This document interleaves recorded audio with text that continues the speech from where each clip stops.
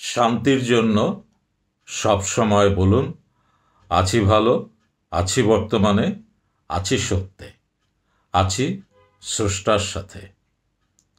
আজকের একটি গোপন ভেদ বলি। জাহেরি ইসমে আজম হচ্ছে কাবা, বাতিনি ইসমে আজম হচ্ছে আল্লাহ। গুরুর সান্নিধ্যে থেকে প্র্যাকটিস বা চর্চা করতে হবে। একটি গোপন ভেদ বলে দিলাম, গুরুর সান্নিধ্য ব্যতীত চর্চা করলে শারীরিক বা মানসিক কোনো ক্ষতি হলে আমি দায় দায়িত্ব গ্রহণ করব না। অনেকেই জানতে চেয়েছেন, আমি তাই বলে দিলাম।